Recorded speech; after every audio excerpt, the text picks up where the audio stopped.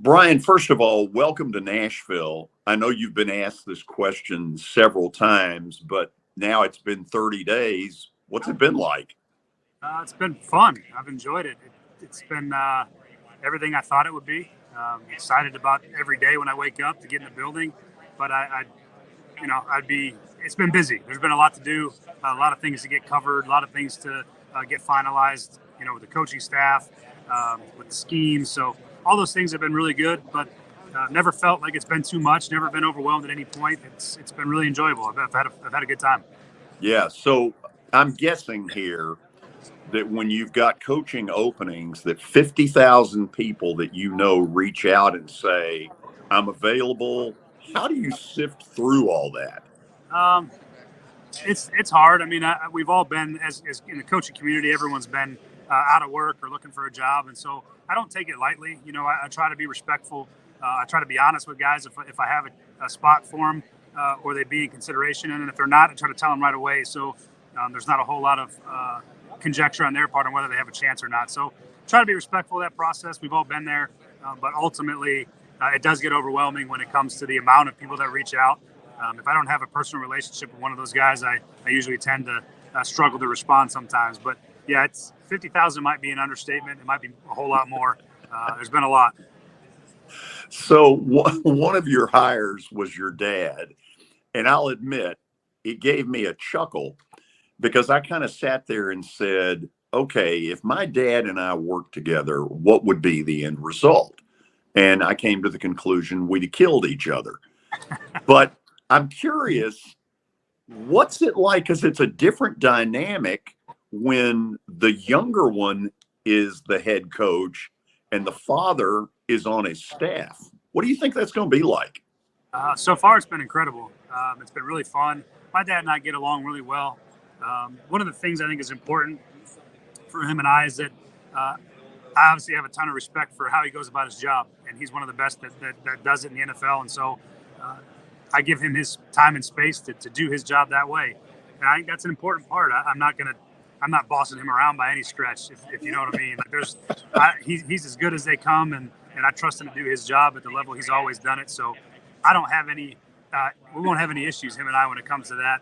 And again, we really enjoy being around each other. It's kind of a dream come true to see him every day and be able to sit in his office and have coffee with him. And he's got so much experience for me to lean on that part's been really fun, and I've really enjoyed having him around. Because everybody that knows him has said, look, he's at the top of that offensive line coach profession. What makes him so good? His level of detail, his willingness to adapt, even as an older coach. He's always stayed on the forefront of technique, of scheme. He's always been at the front and never let the game pass him by. He's always researched and talked to people and kept evolving his techniques and how he teaches technology, all the things that you would think of an old school coach. He's not any of those. And I think that's really helped him still be able to connect with the young players these days, even being almost 67, 68 years old. He can connect with all these guys, and it's pretty unique. And I just think that his experience with the position and knowing how to coach it and what to look for is really a huge benefit and asset to us. So, Brian, everybody knows the strengths you bring on the offensive side. You got a young quarterback that we got to see toward the end of the season a pretty good amount. In evaluating him, what are his strengths right now, and what do you think are the things that you probably have told him, hey, these are priorities that I want you to get better at? Yeah, you see all the things you want from the position when it comes to his demeanor on the field. He's super competitive, plays with a ton of energy. He's really tough.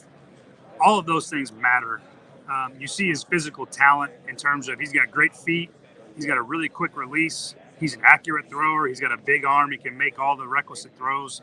And then part of our job this offseason is going to be get him comfortable in the scheme and try to help him get better in that intermediate passing game so we can get more out of that area of the field, the quick passing game, the patient passing game, and then being able to use his arm for those big shots down the field. So I see a lot of really great traits There was a reason he was being talked about in the first round of last year's draft.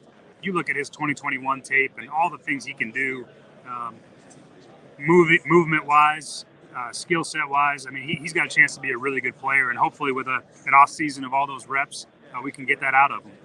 And it seems like from afar that he really wants to get better. Oh, absolutely. Um, he's as driven as any quarterback that I've been around. He wants to be a good player. He wants to be great for the organization. He wants to be great for the city. He takes a lot of pride in that, and so having those traits innately part of who he is, to me, gives you a great chance to really take off from that spot, and that's exciting. So this may be one you can't really totally answer, but people here love Derrick Henry. You know that he's been a rock over the years, and there's this question mark about what's going to happen. I'm guessing he's asked you this question. If he were to come back here, what would his role be? It'd still be the first, second down back, and I think he's going to be. He's been a great Titan. He's represented everything this franchise wants to be about. He's a phenomenal person. He's been a phenomenal player, and maybe at this point in his career, he'd be willing to take a little bit lighter load to prolong it. That's a question for him to answer. But ultimately, I think he has, earned the respect and the right to be considered really for any spot that we would have as far as his talent goes. He's going to fit whatever we want to do. I certainly could find ways to use him, but he's going to go through his process as well. And obviously that agreement has to be right financially on both sides. And so that's part of it where the discussions are ongoing, and we'll see where that ends up landing. But would never say that he can't find a role in our offense. That's for sure. So, Brian, you all have got a great opportunity with all this salary cap money that's available to you. Was that one of the lures for you to say, yep, I want to go after the Titans? Yeah, that was a part of the decision-making process. Obviously a team that's got room and resources to make improvements quickly. On top of the fact that I love the people that are in the building, and that was the number one factor for me. But there is asset piece that makes sense. There's a top 10 pick. There's a lot of cap room. There's ultimately going to be opportunity to improve our team quickly, and those are certainly things you look for when you're looking to take a job that has a chance to have success. Yeah. Let me ask this. This has been a very run first deal, and it feels like it's going to be much more of a mix with you. Is there a round peg in a square hole early, or is that an easy transition? No, I think it's an easy transition, and we're still going to do what our team is best at. We're not just going to throw the football all over just because I want to. We're going to make sure that we're doing right by the guys we have on the roster and the positions we're putting them in. Those guys are going to have a chance to have success. We're still going to have to be a physical football team. We still want to run the ball well.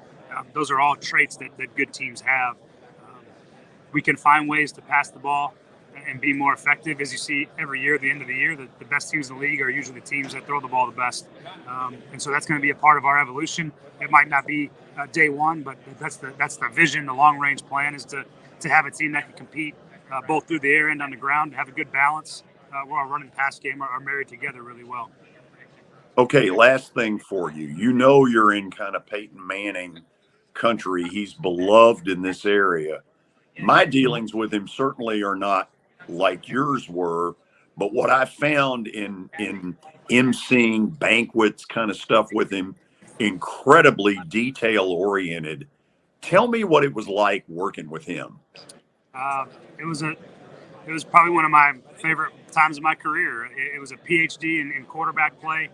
It was a PhD in what the position requires, and he was super, super, super fun to be around. I mean, he is as funny in person in the meeting room as he is on everything he does on television. That's who he is. But the one thing that I did learn from him and saw on a daily basis is the intensity that he goes about his work when it was time to work.